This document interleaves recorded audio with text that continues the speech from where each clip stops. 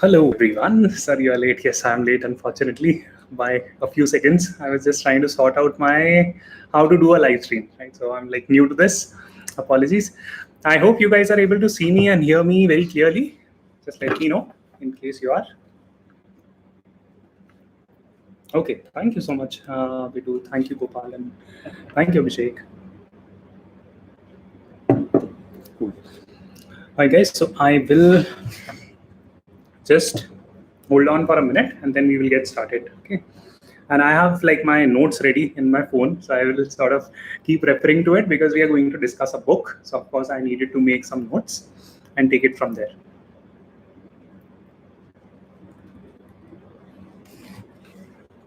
All right.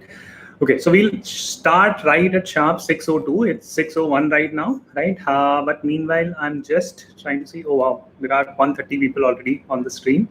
So good to see so much interest. Thank you, Shabir. Thank you, everyone. Thank you, YouTube. Okay.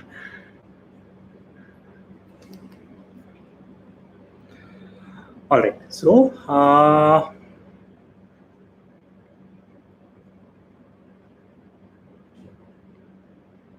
okay. So let us get started, right? Since people have already joined in, I don't want to take a lot of your time as well. So we'll try to wrap up this session in like an hour. Okay. We would usually try to do these sessions in 45 minutes, 50 minutes max. But today it might go up to an hour because I just have some admin points to discuss. Okay. So 4 things we are going to cover today. One is that I'm going to briefly talk about and touch upon what is the objective of our book club, right? So that is the first key point that I will touch upon. Second, we are going to discuss the specifics of the books and the key lessons in this book, right? This would be applicable to both people who have read the book and people who have not read the book. So it's okay, just stay here. You would still get to learn a lot. Okay, that's 2. 3, we are going to talk about some implementation and some key lessons that you can actually go ahead and implement from this book, right? So that's the third thing that we will take a look at. And finally, we are going to discuss the next steps, which is the next book we are reading, what type of books we want to read. Yes, Priyanka, most likely this stream would be saved, right? That's the hope. But this is the second time I'm doing YouTube live, and I'm like a very technologically challenged person, right? So I don't know if this will 100% go through or not. But yeah, I'll try my best. Right. So these 4 points, please try to stick to the topic that we are discussing at hand, right? Please ask your questions around it. I will keep picking up the questions and I will keep answering those. Sounds good? Cool. All right. Thank you so much. Approximately 250 people have joined in. Thank you everyone for joining in, showing all the love that you have shown me on YouTube. Really, really appreciate it from the bottom of my heart. I could not be more excited to have started this virtual book club. So which brings me to the first topic that we are going to talk about today very, very briefly. I'll not take more than 3-4 minutes here. What is the objective of the book club? So there are multiple objectives. Why I have started this book club and why I would continue to invest a lot of energy in this book club. Okay. Number one reason, right? As you might have read that I have a 1-year-old son. Best way to inspire a kid is that their parents do something actively in that space, right? So hopefully when my kid grows up, I want him to pick up book reading as a very important habit. This is a habit that I did not develop and inculcate when I was young. I wish I would have done it, right? So my first key reason for starting this book club is very, very simple, that I want to inspire my kid. And what is a better way to inspire someone? By actually acting, right? Acting in the sense that by actually acting on a certain thing and making an effort, right? So that's reason number 1, right? Reason number 2, I myself do not end up reading a lot, right? To the extent that I would want to, right? I am very interested in the knowledge economy. I love inculcating knowledge. I love inculcating a lot of new things, etc., etc. But I don't end up reading a lot of books, right? So I honestly want to inculcate the reading habit, right? And push myself to read a lot of books. So that's 2, right? Number 3, I genuinely feel that if books are interpreted well, right? If books are interpreted and executed well, right? From a practical viewpoint, because many a times what happens is that people just read the book, they don't implement the book, right? So implementing the book is very, very important also. So that is the third objective of this book club, that I want to see a large number of people turning up for this virtual book club. We keep each other motivated to read the book, give each other deadlines to complete it. that's the third and final objective of this book club, right? So very happy to hear from you, right? Very quickly in the comment box, if you want to quickly touch upon, right? I mean, why are you joining this book club, right? Would love to hear your thoughts. You'll be having a massive backlog of books, okay? All right. Showcase your library and learning resources. Sure, Shivank, I'll do that.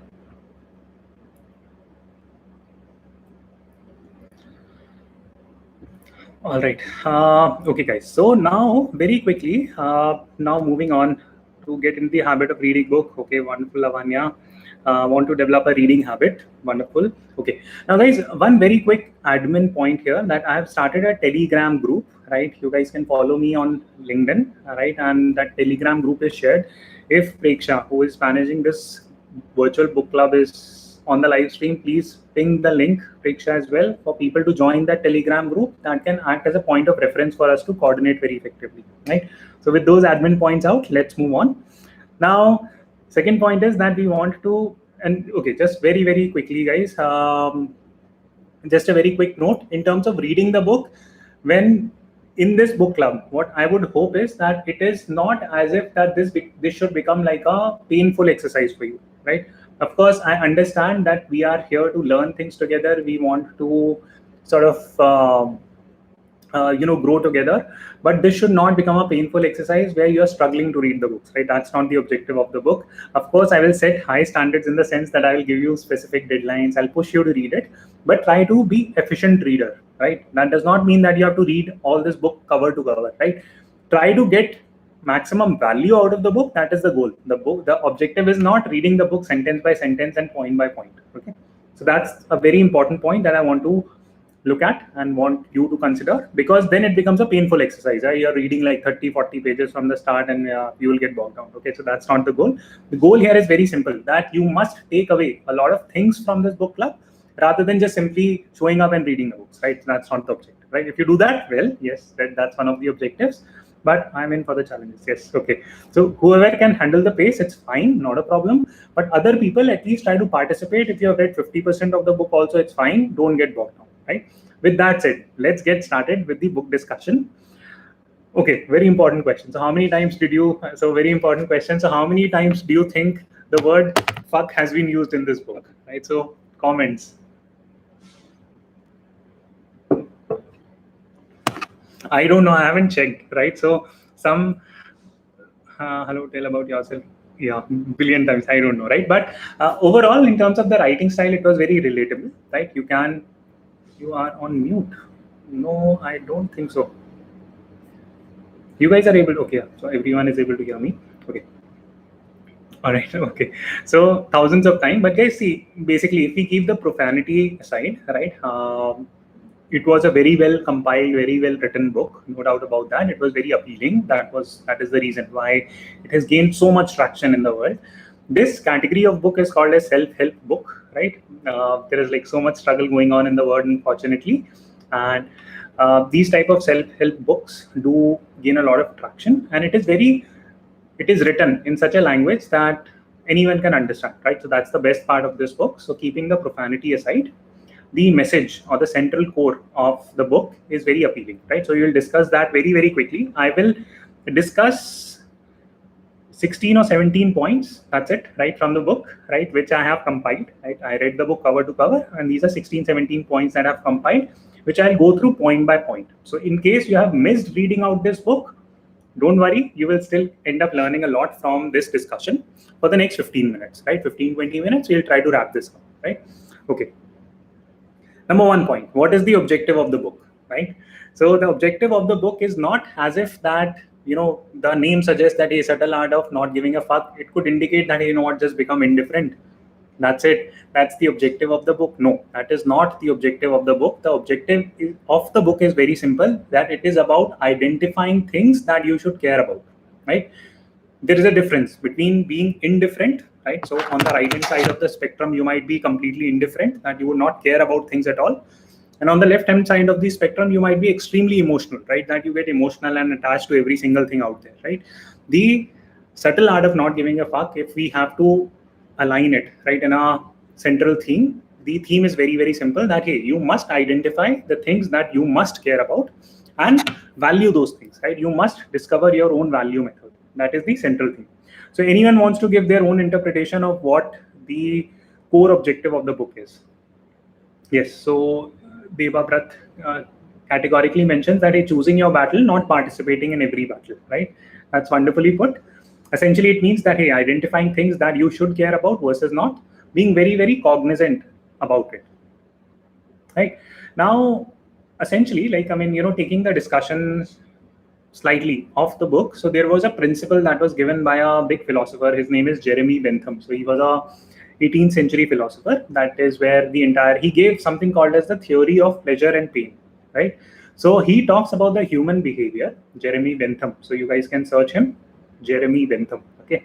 So he gave the concept of pleasure and pain. So in his philosophy, what he said was that, hey, humans act because of two reasons. One is that either they are deriving some pleasure out of an activity. For example, you will go and buy an ice cream in like a 50-degree temperature city because you imagine that, when I eat like ice cream from a particular vendor, it will give me a lot of pleasure, right? Or you go on an excursion trip, right? You might fly to America, switching 2-3 flights, going through all that pain because you ultimately think about the pleasure. So that is one way of motivating humans to act, right? So in order for humans to act, number one, there should be some piece of pleasure activity, right? That's one. Or humans act because there is some pain, right? So we all know that when we were in school, at least in my era, so to say, like it was okay to beat kids, right, in school, right? So we used to get very scared when we used to get like homework. Okay. So in my time, when I was in school, it was completely okay to beat up kids, right? Now, because of the pain, right, that we could imagine that, hey, if I don't do the homework and show up to the school, I might get beaten. Therefore, I used to do a lot of my homework, and so was the case with several of my classmates, right? So that entire philosophy of pleasure and pain has led to several such books. For example, the book that we are reading. So the central message is that, hey, humans act because there is some pain involved or there is some pleasure involved, right? The core objective of this book is very, very simple, that this book is about identifying, right, what type of pleasure and pain to identify with, right? It is not about not caring about things, right? It is about picking your battles, as Subrabhat said, that you need to pick up your battles rather than getting lost and trying to fight all the battles that are out there. So this is the first key point that I want that we all should take out of this book. Okay. Now this brings us to the second point, that hey, why do you think that this is such an important thing, right?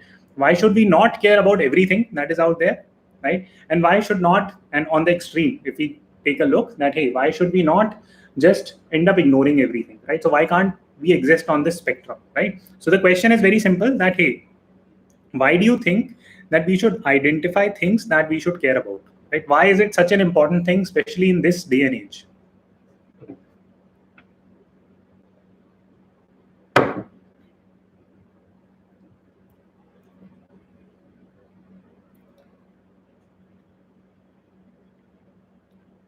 All right. Okay. To maintain a balance, yes. How would we be able to fluent English? Okay, thanks. I'll make a separate video. Time constraint, energy is finite. Absolutely. So Deba Brat again is on point that energy is finite. Limited time, unlimited activities, limited energy, no priority, no consulting. Life is limited, right? So, so guys, I think majority of the answers are on the right track. But very, very quickly summarizing here, that nowadays life has become extremely complex, right? If you go speak with a class 5 student, for example, that class 5 student would have so much stuff happening in his life, right? His or her life, right?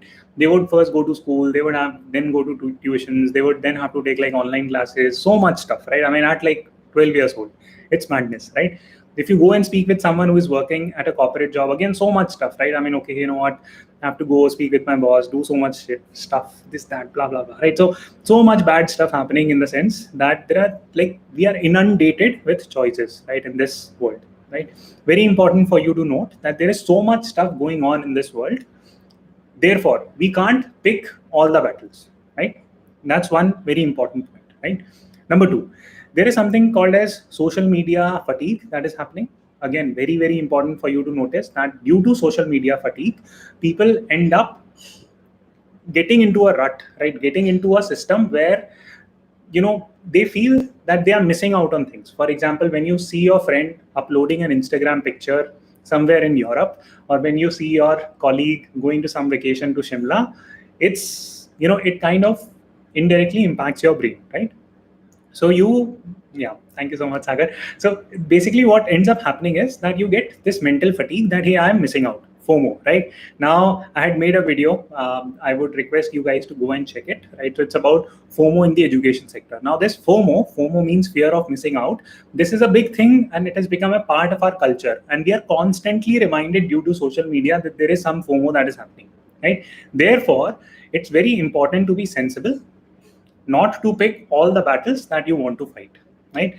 So this is the second key point. But very happy to hear from you guys. What do you think is the need for us to be very vigilant in terms of the battles that we are picking, right? So this is a very, very important consideration. So in case, and here is the key takeaway. So I will illustrate some of the key takeaways from this book also, which you can note down, because this is something that we need to implement in our lives.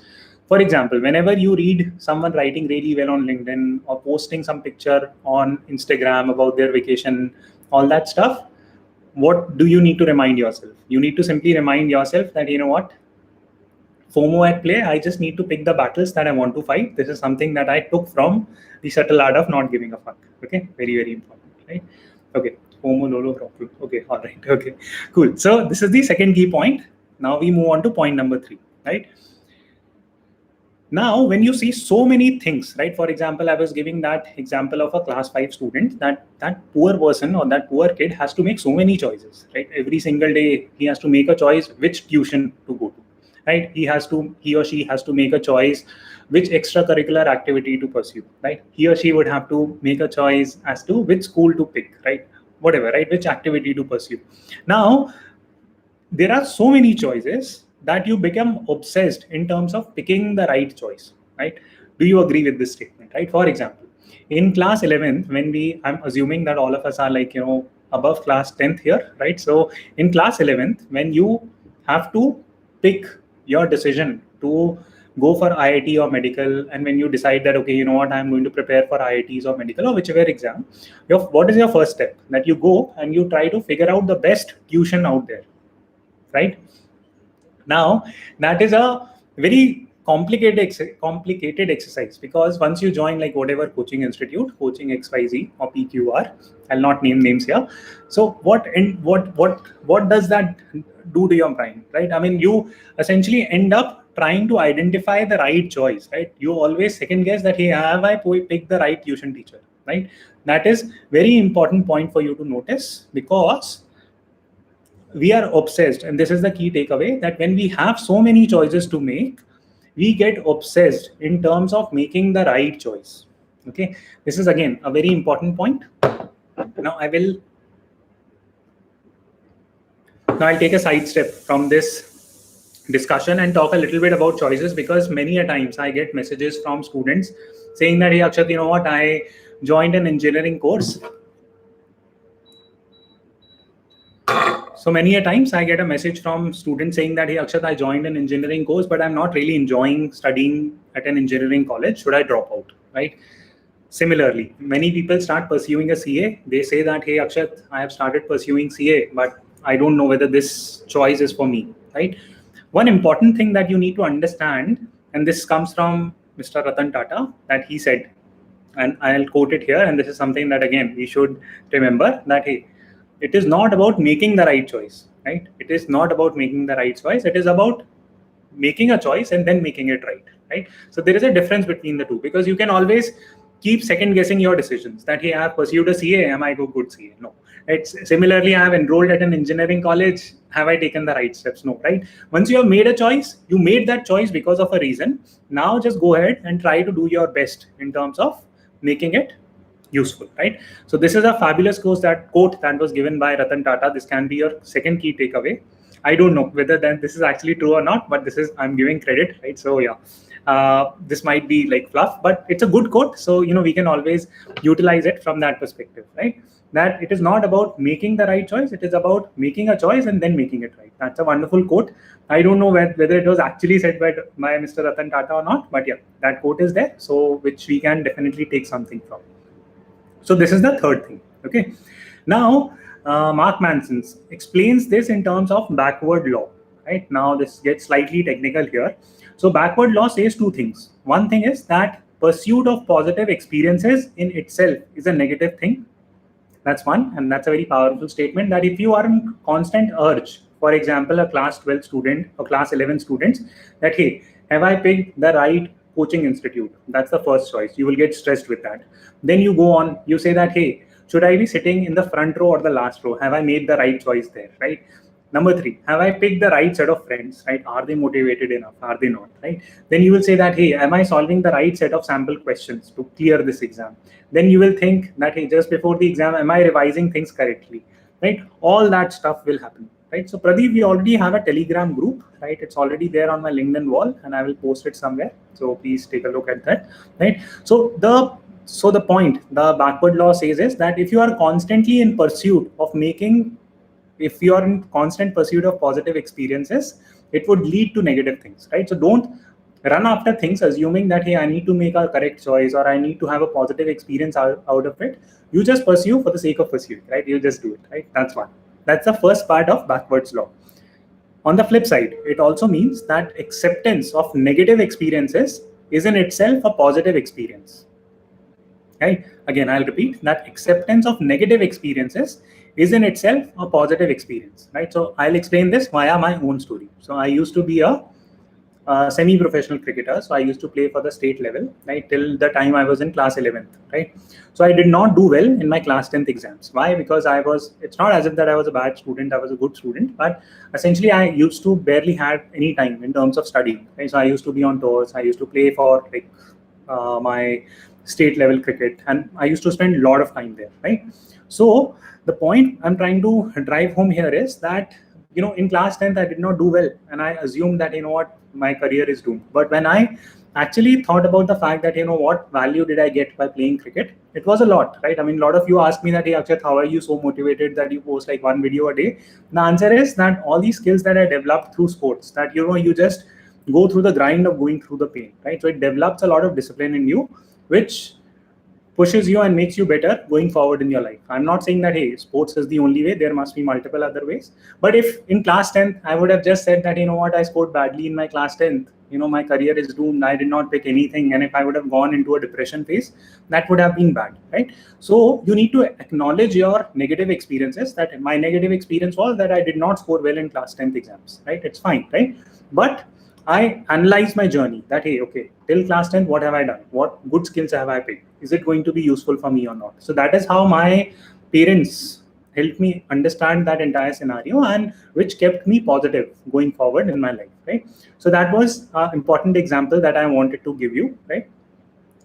Just to set the base here, and this takes us to point number 4, that happiness is like a hedonic treadmill, right? So hedonic treadmill means that once you jump from one set of happiness, you move on to the next set of happiness. So, you know, on a treadmill, what happens, right? You just keep on running, right?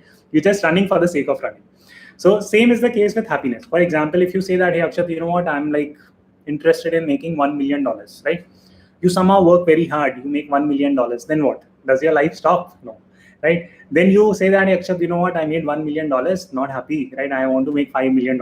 Then you again run after money and you make $5 million. Then you make $5 million. Does your life stop there? No, right? So there is no end to it. You need to justify yourself and you need to inculcate the right set of values so that you are able to rationalize things for yourself. That is a very important point. You start chasing 10 million. Okay, all right. Right. So yeah, that's the bottom line, right? That it's a hedonic treadmill, that if when you get one pleasure, you move on to the next. Why? Again, ties into what I said earlier about Jeremy Bentham, that we as humans act either due to pleasure or to pain, or due to pain, right? Now, if your incentive, if you have a constant dangling carrot in front of you that, hey, you know what, here is a goal, get 95% marks in 10th, you get 95% marks. Then what happens? You go to a good college, fine, right? Get a 9.9 GPA, you get that. Does that solve your life? No, right? Life is never settled, right? That's the bottom line, right? So That's a very important point that you need to keep in mind. And this is the third key takeaway for today, that happiness is like a hedonic treadmill. Once you achieve one set of happiness, you will move on to the next. It's only natural. I will stop here and I will see if you guys have any questions so far. Make a book reading group. Okay. Guys, you can contact each other and form a group, right? You guys can just comment on my post and form a group yourself. YouTube for crores or MBA. Okay. All right. So, okay, I want to do also a new book club, but resource read these different books. 20 years student with not enough money and to buy these books. So, Suraj, what I'm going to do is, guys, and this is where you will have to trust me, right? So, what I'll do is that, see, I don't want to make like any money from this book club, right? But again, I don't have like, I can't give books away just like that, right? So what I can simply do here is very simple, that I can attach an affiliate link, right? You guys can buy a book from it. Whatever money I'm making, I'm happy to share it publicly, right, from that affiliate link, and I will give those books for free, right, to the community members itself. Sounds good, right?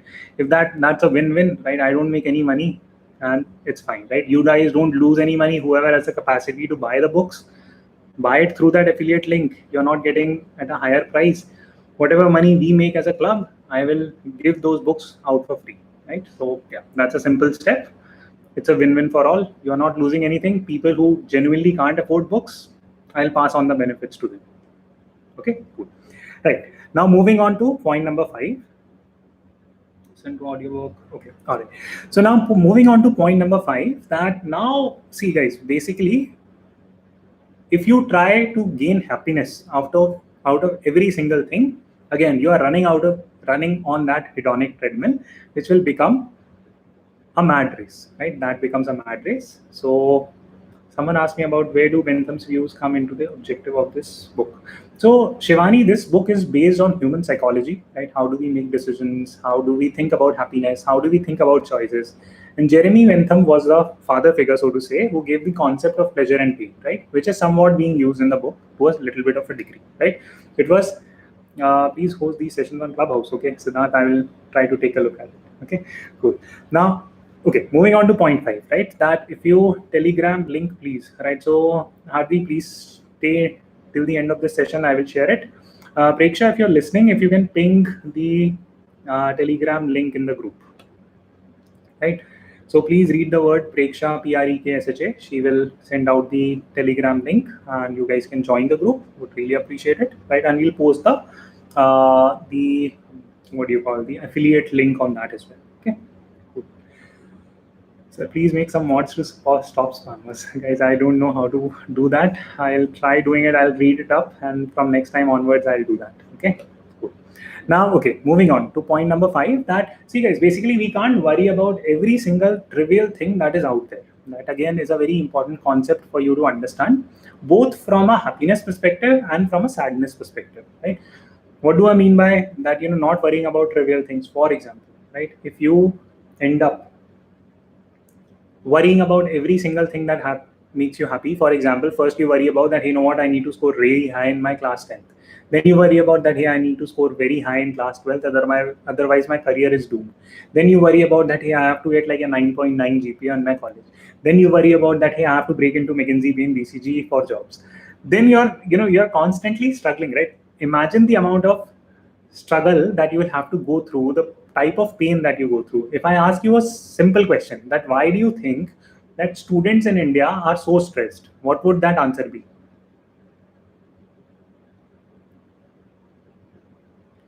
Money can't buy happiness, but things that make you happy. Okay. Okay. So why do students in India get super stressed, right? Like from the day that they turn like 14 or 15, they are super stressed till the time they get their first job, at least, right? And then you guys know that what happens in a job, right? So many of you must be working. So you guys share your experience of working in a job. So what happens? FOMO, competition in India, yes, absolutely. But see guys, what you're doing is that you are explaining the external factors, that a competition is very high. There is FOMO that is being marketed to people. But if you think about it, a 15-year-old student is setting some expectations, right? I'm not blaming the student. All I'm trying to say is that 15-year-old student is indirectly or directly sort of getting that expectation built that I have to perform, right? Now perform, I have to perform, that is what is stressful, right? So I'll tell you a simple story here, right? So when I was like in class 12th, right, so I started doing really well in my studies, because my professional cricketing career was over by then. And essentially, when I used to see people wasting time, my peers wasting time, that they were not studying or they were partying or they were not serious about things, I used to imagine that, what, this particular person is not going to do well, right? There will be certain issues, right, with that person, because he or she might not end up getting a lot of merit, and that person might not do well on the exams, right? Now that was my perspective, right? That is the value that I had, that I had to score well. Now anyone who is not having that value is probably not doing justice to their parents or the time that they are spending in the school. That was a wrong perspective on my part, right? Because those guys were also enjoying their life, right? And there is nothing wrong in terms of having lower expectations or valuing things differently. Now please, if there is like any student or parent listening to my word of advice here, this is not a please don't quote me that, it's okay not to perform well in schools. Please try your best. But the point that I'm trying to explain here is very, very simple, that just keep in mind that if each of us have grown with different values, right? And these value systems also change with time. For example, if you ask me, like a 10th class student, Akshat, right, when I was in class 10th, do you value marks? The answer would be yes, I value marks a lot. Why? Because that is the set of values I had at that point in time. But when I reached class 12th, I introspected a little bit more. Then if you would have asked me that, hey, Akshat, do you value marks that much? The answer would have been no, right? If you ask me that, hey, are marks very important? I would say marks are important, but you know what? It's okay if you're not doing well. The reason why I'm saying that is that your value system also changes as you grow and you experience life, right? That's a very important point for you to notice, right? So essentially what I'm trying to portray here is, and if there is any school student who is there on this group, and if you're feeling a little bit low that, hey, I have not done well in my class 10th or class 12th, and if I have taken a drop here, or if I'm not doing well in college in terms of my marks, it's completely okay, right? As you experience more and more life, you will figure out your own value system, and you will figure out a way to live with that, right? Situations like what happened in, so I'm sure that you guys have watched the movie Chichori, right, with Sushant Singh Rajput, right, which clearly depicts what happened in the Indian education ecosystem, that the parents were extremely intelligent, both went to IITs. The kid automatically felt the pressure that, hey, I have to go to an IIT. He unnecessarily built up so much expectation that, hey, you know what, my life is over if I don't get into an IIT. So such situations should not happen, because you must understand that, hey, that's like my class 11th version, right? Now, right now, I might value marks and getting into IIT a lot, but once I am like 30, I would not care, right? From that perspective. So please keep that in mind, right? That the value system changes aggressively, right? People develop and change their careers dramatically. For example, I'll tell you another story, right? So I had a friend, right, and he was very good at business, right, from the time he was in class 6th, 7th, 8th, right? So his dad owned like multiple businesses in the city where I live, and he used to be like really bad at studying, right? Like horrible in studying, right? So he used to have unit test out of 6 or 7 subjects, he used to fail in 4 or 5, right? So I'm talking that bad, right? So like, everyone used to look at that particular poor guy with a bad light, right? That, okay, what, you there is probably something wrong, you're failing in so many subjects. Teacher used to speak bad about him. Now when I meet him, he has set up at least 5 different businesses in the city, right? He's a multi-millionaire. He's doing wonderfully well, much better than some of my other peers, right? I mean, who are, despite studying really well, are struggling in their careers. The point that I'm trying to, Telegram link giving on LinkedIn is not working. Okay, Gojo, no problem. So I'll post it in today's video that I'll be publishing tonight. So please just check it once, right? I'll link it in the pinned comments. Okay, right. So the point that I'm trying to tell you is that your value system also changes. So if you're struggling with a certain value system where you're currently holding marks in a very high pedestal, don't worry about that. If you are currently a college student, and if you're hearing, and if you're holding getting into McKinsey at a very high pedestal, and if you're not able to get through, it's completely okay. Don't worry about that, right? So focus on these specific things, okay? Which brings us to point number 6, that we always try to avoid pain. Suffering hurt is not necessarily bad. It serves an evolutionary purpose, okay? So this is again a very, very important concept for you to understand, that if you're going through a failure in your life, it does not mean that it's a bad thing that is happening to you, right? Please don't worry about that. That's again a very important point, that if you have failed, take it as a learning experience. So the story that I was telling you, that hey, I performed horribly in my class 10th exam because I had like no time to study, right? From that perspective, I was playing all that like professionally, so I had no time to study. It was a lesson for me. Of course, I felt bad in that moment, but it was a painful exercise for me. It helped me understand the perspective of getting good marks. It made me work harder going forward in my career. Right? I worked harder. So similarly, you must learn from your failures rather than getting bogged down with all the suffering or bad things that you're happening. The path to actual happiness is solving problems, which is the seventh point that I wanted to discuss. That whatever worth it is achieving, for example, I missed the first 30 minutes. Is the live going to be posted? Yes, it will be posted, hopefully. Okay, right. I'll try my best to post it. So very quickly, guys. So basically, point number 7 is that solving problems can give you real happiness. So for example, think about this, right? So when I tried to create the YouTube channel, I always used to imagine that hey, I need like the perfect camera, I need to have the perfect lighting setup, I need to have the perfect background, all that stuff, right? Even today I get comments that hey, Akshat, your graphics are bad, your thumbnails are bad. Fine, okay. What I ended up doing was, and this was a pain, right? I mean, I postponed getting on YouTube for such a long period of time because I was looking for the perfect camera, right? It was bad, right? From that angle, what I should have done was that I should have simply used my phone and get onto it.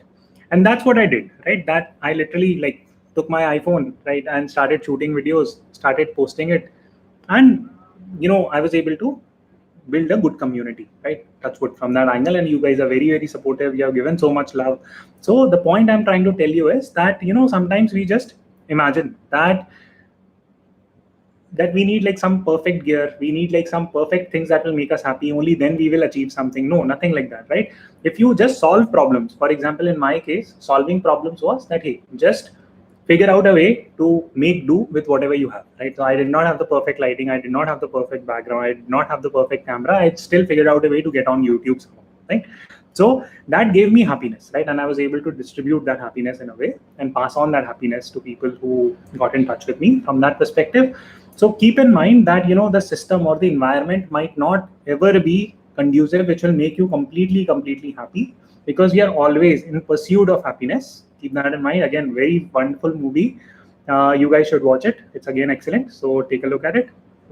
You would enjoy it. Okay. Now, essentially, okay. So, sir, I failed in real life in exams. Okay. So can you please tell us so that we can? Yes, I will talk about in the next 5-7 minutes, right? So we'll close out this very quickly. So you need to choose your struggle, right? That's again a very important point, because people want to be happy, but they don't want to get through that struggle phase, right? Someone who is making $1 million a year, right? That's a very important end objective. We might just take a look that hey, someone made like 1 crore salary, right? And we would be very impressed with it. But do we know the back struggles, right? That how much time did it take? You should, whenever you talk about the returns, you should also talk about the investments, right? That's a very important concept, that whenever you're taking a look at that, hey, this Instagram follower has like 500 million subscribers or whatever, 5 million subscribers or whatever, you must also ask that how consistently that person must have posted. What is the pain, struggle that person would have gone through? If some person has made $1 million salary, you must again ask yourself that, hey, what pain, struggle that person would have gone through to get to that point. We always assume that, Amitabh Bachchan is doing like 60 ads, 70 ads a year, but look at the struggle, right? I mean, we all know the Amitabh Bachchan Corporation Limited story, right, regarding Amitabh Bachchan, right? So imagine that phase in his life also, the amount of hard work that person would have done to get to where he is now, right? So keep all these points in mind, and the learning for us, and this brings us to key takeaway number 4 for today. That very simple, that hey, if you want something good in life, you need to go through the struggle. There is absolutely no second doubts about that. Now, this brings us to a very important point again, which is point number 8, that people feel entitled in this world, right? And this entitlement comes from 2 specific words. One is grandiose narcissism, right? or victim narcissism, right? Grandiose narcissism means that, you know what, I'm so good that I deserve everything in life, which is an incorrect perspective to have, right? And it can come from an opposite side of the spectrum where we talk about victim narcissism.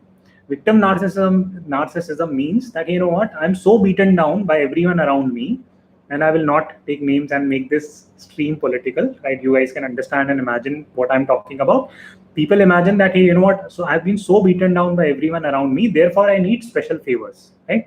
So yes, playing the victim card, which is incorrect. So you should not engage in either of these side of the spectrum, right? We'll keep this discussion completely knowledge based, right? So yeah, I hope you get the message. This is again a very important thing, that having that feeling of entitlement that I'm so good that I deserve everything, that is incorrect. And again, having the feeling that, hey, I've been beaten down by the entire world, therefore I need some special privileges, that again is negative, right? You must be, which brings us to the next point, that you must ensure that you are defining your goals and owning your responsibilities. For example, now we can understand this via the example of Malala Yousafzai, right? Again, not making this political because there are a lot of haters of Malala Yousafzai as well, but I'll just use her as an example. So Malala Yousafzai got shot in the head, right, because of Taliban, right? Taliban people shot her in the head when she was a girl who just wanted to go to a school, right? Now she could have easily succumbed to that entire situation, saying that, you know what, I'll stop going to school. She somehow survived, right? And I'm talking about her post post getting shot phase, right? So she somehow recovered magically, and after that she had a simple choice to make, right? She could have said that, hey, option A, I got shot in the head again, this will happen, and this time I'm not going to survive. Screw it, I'm not going to go ahead, right? That would have been bad. But she made choice number B. Choice number B was that she mustered up the courage to go to a school, right? Show up, right, in terms of completing her education. And now she's living a life which is worth emulating, right, by kids. And she's one of the most accomplished people for her age, right? Yeah, which is massive. But important thing that we should derive from her life is very, very simple, that we need to keep in mind that she had a choice to make. Yeah. So she had a choice to make and she picked a choice which made sense for her, right? So keep that in mind. Again, very important. Now, okay. Now, in terms of choices, which brings us to point number 11, that, hey, what if I make a wrong choice, right? So again, okay, so all right, how to join the clubhouse? Okay, people are talking about clubhouse. So guys, I'll try to do a clubhouse event as well as soon as possible. But very quickly, moving on so that we can complete and wrap up this presentation. Now, understanding that you're in control, right? That gives you a lot of responsibility. Now, see, when you are thinking that whether or not you are in control, that is very powerful. When you make yourself responsible for certain action, for example, in Malala Yousafzai's example, she owned the responsibility that, you know what, something bad happened to me, but I'm still responsible for my life. So that put her in a great power of control, right? So keep that in mind, right? And then some last points that Mark Manson established was that you are almost wrong about everything, so don't worry about making the right choices. For example, earlier people or scientists believed that sun revolves around the earth, which was completely wrong, right? Similarly, people were wrong about Plato, people were wrong about doing surgeries, people were wrong about a bunch of different things, right? So the point is that we are mostly wrong about a bunch of things. For example, when I was in class 10, I was wrong about the entire concept of marks. I was obsessed with getting marks, right? I felt really bad that I had not scored well, right? So the point is that we have wrong value systems from that perspective, right? So we are going to be wrong at different phases in our life. So it's completely okay to be wrong and acknowledge that as we learn more, and therefore being open to learn and attending these forums can be useful, that as we understand more and more that, hey, we are wrong about things, therefore we are open to learnings. The more we learn, the more we grow, right? So this is what I would say. Very quickly, I'll take your points and then I will close out the sessions with the last 2-3 points that I want to cover. So anything else that I've missed on the book?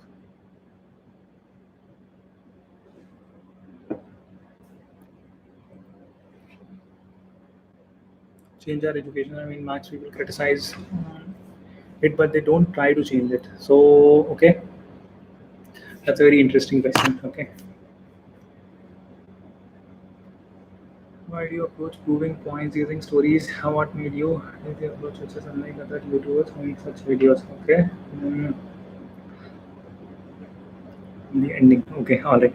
Okay, so I think let's move on to the ending. Right now, in the end, he says 2 or 3 key points that so you should not fail to act. Okay, so number one, right? I mean, one great point that he wrote was that action leads to motivation, right? Not vice versa. This is again a very, very powerful statement and something that we can implement in our own life. That action leads to motivation. Motivation does not lead to action, right? It's not as if that suddenly some kind of motivation will hit you and somehow you will figure out the way to study for the exam. No, right? When you start acting, you start when you start acting, that gives you motivation, right? I'll give you a simple example, right? So I'm a type of a person who does not like to exercise much, right? So can you guess, right, what is the hardest thing for a person in terms of doing exercise regularly, right? Which steps are the hardest when you get into the habit of exercising? What is that first step that is the hardest, right? The first step to exercise or going out for a walk is just putting the shoe, right? That's it, right? So if you figure out the courage to literally like put on your shoes, that's it, right? The moment you put on the shoes, then you will automatically take the next step that okay, hey, you know what, since I've worn the shoes, let me just go out, right? Now since I've come out, let me just take like 2 rounds of this park. Fine.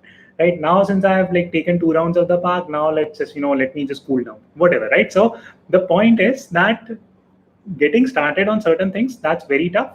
Getting started is tough because it's like inertia, right? I mean, I think it's Newton's third law of motion, which says that hey, a body at rest would continue to stay at rest, or a body at motion will continue to stay in motion unless it is acted upon by an external force, right? So getting things to start and stop, that is the hardest, right? So getting started is really, really tough for us, right? So please keep this in mind. Then comes the next and the second last point for today, that saying no is very important. This again ties back to initially what we were discussing, that there are so many choices now that we have to say no to majority of the things, right? So yeah, this can be as simple as you hanging out with 10 different people, right? You have to say no to 9 in order to hang out with the 10th person. So without belaboring this point, let me talk about the ending. So this was a very interesting ending, and according to Mark Manson, this was the best part that he wrote, right? So the point is that confronting death is an important step to figuring out what is important versus not, right? I would rather twist it because this gets slightly philosophical, especially for young audiences, right? This might, and it's slightly like American way of looking at things, that hey, you know what, you need to be cognizant about your death in order to live your life more effectively.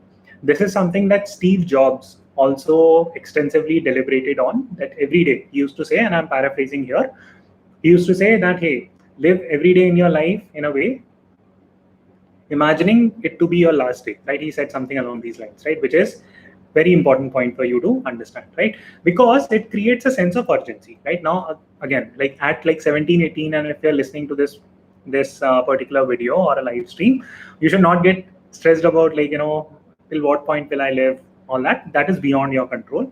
So I will say 2 things here. Number one, thinking about how you're spending your time every day, right? That is important. That is something that Steve Jobs also did. That is something that Warren Buffett, Bill Gates, any successful person does. Very important. That's point one. Okay. Point two, it's to have a sense of urgency, right? So when you think about your time every single day, when you live in the present, that is very important point, that when you're living in the present, it creates a sense of urgency, right? If you pass on that, hey, you know what, I'm going to do stuff tomorrow, then essentially what you're doing is that you're just whiling time away. You'll never have that sense of urgency, right? So very important. This is what I think about the last part. If you guys want me to elaborate, I will do that. So I'll take some questions at this stage. Yeah, we are mostly done with the discussion of the book. But yeah, essentially these were the key learnings, 5, 6 key steps. I'll quickly recap. Number one, settle out of not giving a fuck does not mean that you should be indifferent. It means that you should pick your battles that you want to fight. You should not be fighting about every single thing. You should create a value system. Value system means that you must understand what is important to you versus not. This value system also changes from the stage you are at in your life, right? Very, very important for you to understand. You should act because action leads to motivation, not vice versa, right? Solving problems can actually give you real happiness. You would not get real happiness by running on that hedonic happiness treadmill, right? That will not happen. And finally, you must create a certain sense of urgency in your life. That is the key aspect and key motive for anyone to keep a look at. Okay. So these are some of the key points. Now what we can do is, guys, that I will take a few questions if you guys have anything interesting or if you want to read out some bits, and then I can talk about a few admin points. There are still good approximately 400 people on the live stream. Thank you so much everyone for joining in, and then we can close out. Now of course I understand that, hey, this was not a perfect session, right? I was trying to do it for the first time. We will develop some structure systems going forward. Next book, guys, I'm thinking that we will do the Psychology of Money, right? So this is a book. This is a very interesting book, right? Because I don't want to do like two theoretical books one by one, right? So we'll do like Psychology of Money. This is by Morgan Housel, right? This is a very interesting book. So please keep that in mind. A lot of people. So that's one, right? The next book is Psychology of Money. We will try to wrap it up in the next 2 weeks, right? So we'll roughly meet at, I'll put out a timetable and a LinkedIn post. So we'll meet at like what, 26th, right? So 26th, left this book in between, okay? So Aditya, we will do Psychology of Money first, and then we'll come to deep work, right? Number one. Number two, some of you asked me that, hey, Akshat, we don't have, can you put out a PDF? Guys, I can't, right? Because that will be a lawsuit against me and I can't do it, right? And that's not the right way, because the authors who are writing these books, they should also make money. Otherwise, they will not make any money and they will stop writing good books. So that should not happen. We should actually buy it, right? That's true. Number three, how do I read books? So guys, honestly, like it will take me probably like 6 days to read this, right? In entirety. I read it in chunks, right? I block out like 30 minutes, read it intensively. I've explained a video how to read stuff fast. You can read it.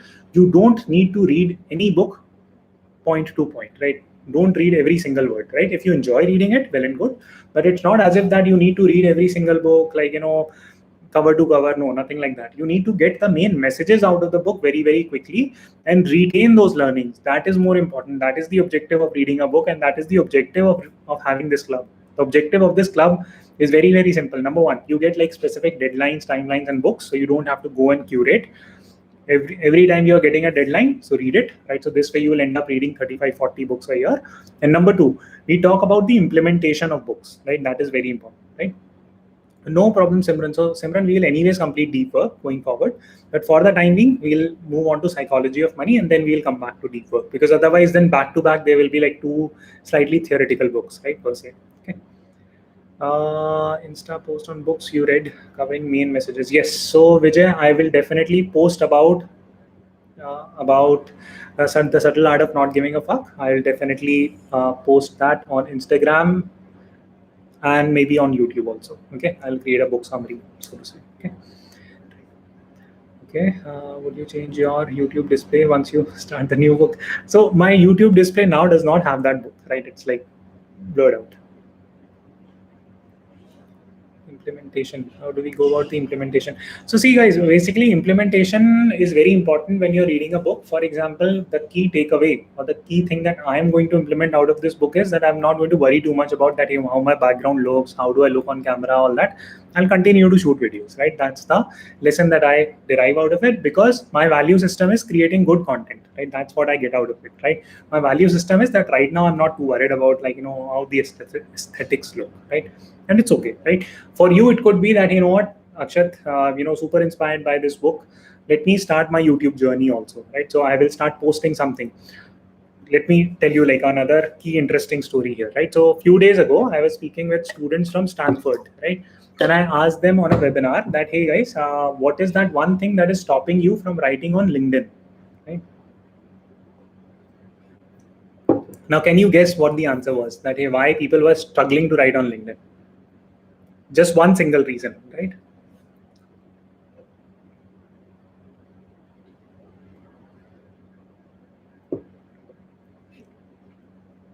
Not shy, right? No, not shyness. The answer was that, hey, if we write on LinkedIn, people are going to say bad stuff about us, right? And they are going to find faults in it, right? Yes, fear of being publicly judged, right? Now, if you guys want to start your own journey on LinkedIn or any social media, if you want to write your own blog, this is going to be the number one fear that, hey, you know what, if I write something, what if people judge? It's fine, right? So you can take the lesson, and this is what you can implement out of this book, that you have to, in order to achieve pleasure, you have to go through the field called pain, right? So just, it's fine, right? I mean, if people judge, they judge, right? I mean, it's fine, right? I mean, you have to be sensible in terms of understanding what to give fuck about versus not, right? So I'm not saying that, hey, you know what, don't adhere to whatever they have to say. Listen to it. If it is constructive criticism, absorb it. If it is useless commentary, just ignore it, right? Again, where does this come from? In a way, from the subtle art of not giving a fuck. So you must understand what to care about versus not. Pick your battles intelligently. Okay, very, very important message. I hope this gives you inspiration to come on YouTube or come on LinkedIn, right, and start. Are you always this calm, or you have been consistently working on it? So Savik, I have to be calm, because the amount of work that I try to get done in a day, if I'm not calm, it would be bad for my health. So yeah, just keep smiling and yeah, keep enjoying, right? So you want to develop the habit of reading. Which book would you suggest to start with? So Alankar, do it with a group. So for example, next we are reading The Psychology of Money, right? That is very important, right? Keep that in mind. Some of the folks said that, hey, hey Akshat, we don't have money to buy books. So what we can do is that, guys, I'm transparent with my funds and all that, right? If you guys feel comfortable, I will send a affiliate link. Whatever money I'm making from that affiliate link, I will distribute it in forms of books to the community members, right? Whoever needs it, so to say. Okay. But please be nice, right? Don't unnecessarily ask for books if you can afford it, right? It's not super expensive. If you can afford it, then please don't buy it, right? Sorry, if you can afford it, then please buy it, right? So that's very, very important. You make daily, weekly, or yearly plans. So I have come to a stage where I have rough plans. It's not as if that I just create a list, right? That 3-4 key things that I need to, that I keep a track of, right? All right. So please host the next session on Clubhouse. Okay. All right. Let's do the next session on Clubhouse. So, all right. Awesome, guys. Okay. Thank you, Rajat. And I'll make the next post tomorrow itself, tomorrow or day after, right? Regarding the psychology of money. There are still 350 people on this chat. Super excited. Happy to take some questions. We still have like 5-6 minutes in case you want to ask me anything. From Kindle, you can buy from Kindle. Okay, and yeah, how do I like to read books? I like to read books physically, right? And let me show you why.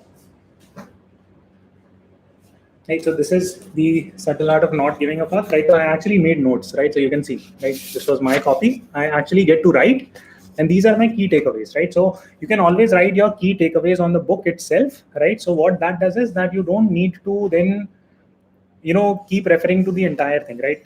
So it becomes easy for me to write, right? That's one. Second is that it leads to something called as digital detox, because I'm anyways spending so much time in front of like laptops and all that. So buying physical copy is actually good from that angle, right? Okay, how to get Clubhouse invite? Guys, I'm already on Clubhouse. Someone invited me. I'll check if I can invite some of you. So I'll do that, right? But I'm not active on Clubhouse, right? Okay. Team working with you on the content? No. Prabhat, I create my own content. No. I have a person who edits my videos. Right, that's it. Okay. How to earn passive income? We'll make a separate video on this. Today, I have a very exciting video coming out. It's on stock markets. It's about how did I make 1 CR in stock market in the last 1 year, right? So I'll show you my portfolio, because last time there were a lot of people who said that, you posted like 123% gain on one stock, so it would have been a fluke, this, that. So yeah, that's fun. So do you have a day job? Yes, Aishan, I have a day job. I run a boutique VC fund. I invest in different startups. Cases Over Coffee is one of the startups in which I have invested. You might have read about it on LinkedIn, etc. So, yeah. Okay, how to be more consistent on active on YouTube and stuff. So Surjan, just start with small goals and start improving, and you will reach there very quickly. So what is like listening? People seem to be very interested in our bachelor's degree. I'll reveal it, right, when the appropriate time comes, right? So don't worry about that. I'll do that properly, right? So please keep an eye out on my videos. Please explain art of law of attraction versus subtle art. Okay. Do you trade? Yes, I do trade. I do long term. I do short term. I do swing trading, etc. So yeah. Books for someone who wants to amplify their knowledge on finance. Namita, read a lot of finance related blogs, right? Blogs are much better because they are recent, right? I'm not a billionaire. No. Case study books. Super chat options are no. Ishan, I don't want to monetize super chat and all that, right? So, because then it becomes like an obligation to answer. I want to keep the community at the same level, right? So yeah, I don't think I'll monetize it. Yes, I am Jay Parekh. Please make a video on GMAT preparation. In fact, guys, I have started a podcast with a GOI official with Jay, so you can check it out, right? So again, link would be there on my LinkedIn somewhere, right? How to develop a mindset, please explain. So I'll make on English speaking. Okay, I'll make a video. All right, guys, so thank you so much for joining in, right? We are at 1 hour mark. I don't want to take more time. Next time I will make it like 45 minutes, right? Chats, that would be useful. And also do suggest, right? Keep commenting, liking the posts, etc. It will indicate liking the videos, right? And do comment, like the videos. That is very, very important. Humble request. The reason is very simple, that it indicates to me what type of content should I be making, right? Now, I'm not sure, like, what type of content you guys appreciate. The only way I get feedback on the videos is that when you comment and when you like, right? So I'm closely monitoring the like to view ratios, that whichever whichever likes I'm getting more on, I will continue to make those type of videos only, right? So for example, I'm getting like fewer likes on like finance related stuff, so I don't know if I should be making those, right? So today one video will come out, so please do check it. Okay, let's have a poll for next. Okay, ask that. Okay, all right, thanks guys. So next book we are reading is Psychology of Money. I'll make a specific post also, and I will see you on 26th, right? Okay, great. Thank you so much, and cheers. Right, I'll see you on the next day. All right, bye.